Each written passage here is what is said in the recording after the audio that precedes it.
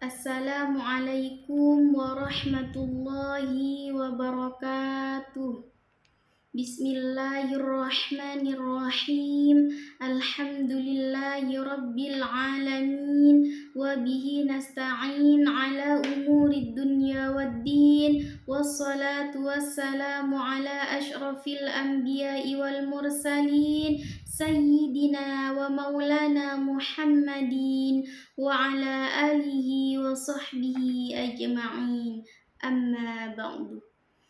Alhamdulillah, puji syukur kita selalu panjatkan kepada Allah Subhanahu wa Ta'ala berkat inayah dan taufiknya sehingga kita masih dalam bimbingannya yang merupakan rizki yang tidak bisa kita nilai jumlahnya karena nikmat iman, nikmat ilmu, hidayah, nikmat hikmah, dan nikmat panjang umur.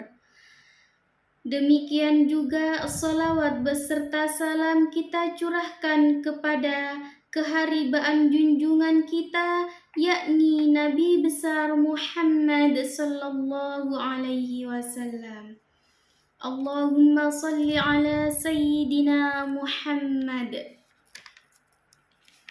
Baiklah, agar saya tidak memperpanjang muqaddimah, pada kesempatan kali ini saya akan membahas tentang haid, nifas, dan istihadah. Apa itu haid? Haid adalah darah yang keluar dari kemaluan seorang wanita pada waktu tertentu ketika ia dalam keadaan sehat atau karena adanya proses persalinan.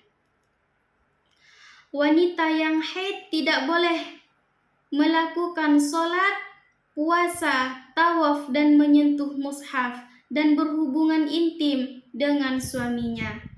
Namun, wanita haid boleh membaca Al-Quran dengan tanpa menyentuh mushaf secara langsung, yaitu bisa menggunakan HP, komputer, atau laptop. Adapun batasan-batasan haid ialah menurut ulama Syafi'iyah, batas minimal masa haid adalah sehari semalam.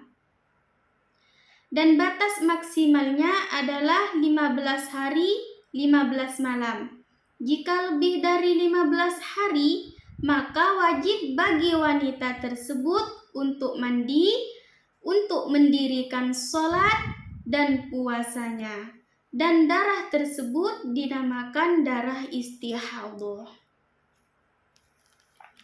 Yang kedua adalah nifas. Nifas adalah darah yang keluar dari rahim seorang wanita setelah melahirkan atau darah yang keluar dari kemaluan wanita yang disebabkan oleh melahirkan meskipun ia dalam keadaan keguguran. Pendapat Imam Ibnu Taimiyah yang mengemukakan bahwa darah yang keluar dengan rasa sakit dan disertai dengan proses persalinan adalah darah nifas. Sedangkan bila tidak ada proses persalinan, maka itu bukan dinamakan darah nifas, melainkan itu adalah darah haid atau darah istihadah. Adapun batas-batas nifas, tidak ada batas minimal masa nifas. Jika kurang dari 40 hari darah tersebut berhenti, maka seorang wanita wajib mandi atau bersuci.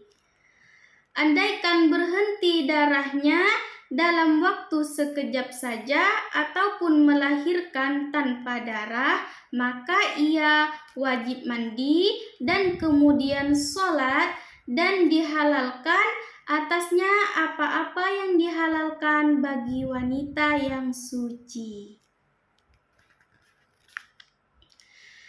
Adapun hal-hal yang diharamkan bagi orang nifas, yakni sama dengan hal-hal yang diharamkan bagi orang yang haid. Jadi bagi wanita yang nifas itu hal-hal yang diharamkannya sama saja dengan orang haid.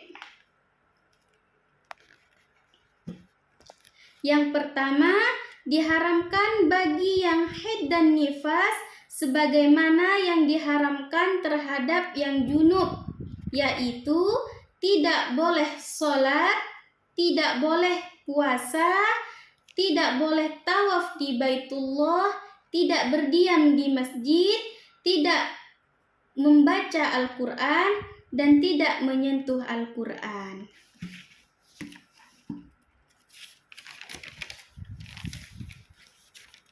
Yang kedua, diharamkan bagi yang haid dan nifas selain yang diharamkan bagi yang junub.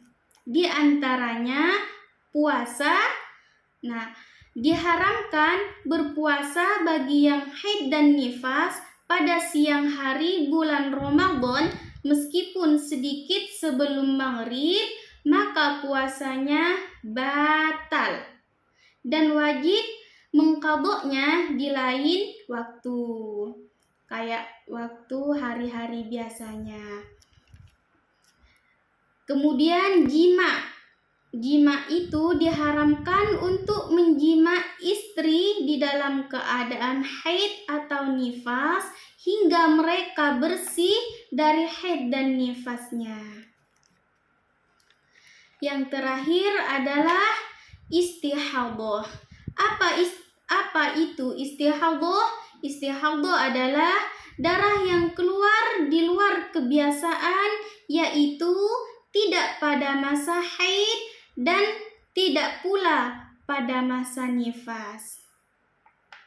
Dan umumnya darah ini keluar sebab sakit sehingga sering disebut dengan darah penyakit.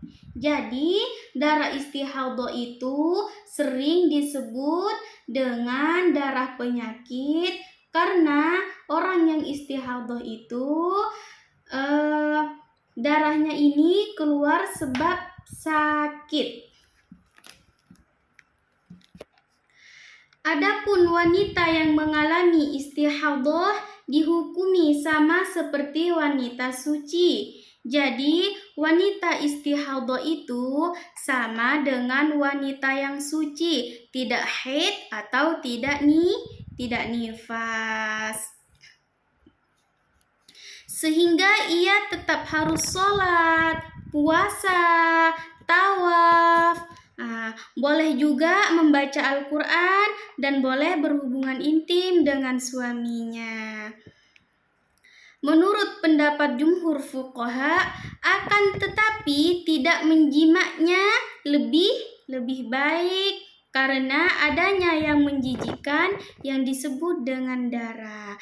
Sebaiknya suaminya tidak menjima karena ada sesuatu yang menjijikkan yang disebut dengan darah. Adapun 3 hal bagi yang istihadhah, yaitu 1. Masa haidnya diketahui. Yang kedua, darahnya keluar secara berkeseimbangan. Dan yang ketiga, tidak mempunyai hari kebiasaan.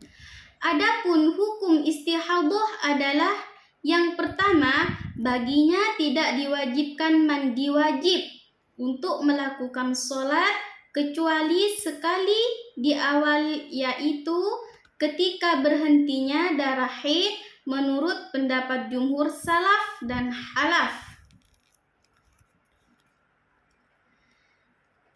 Baginya diwajibkan berwudu setiap kali sholat sebagaimana yang diriwayatkan oleh Bukhari.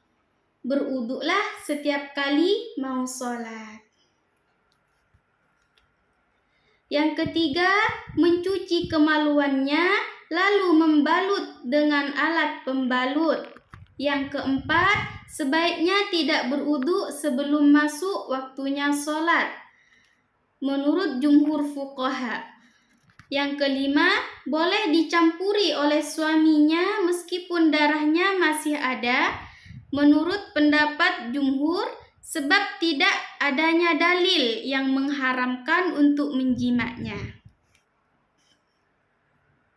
Yang keenam, baginya hukumnya seperti orang suci, maka ia boleh sholat, boleh puasa, boleh iktikaf, membaca Al-Quran, menyentuh Al-Quran tanpa pembatas.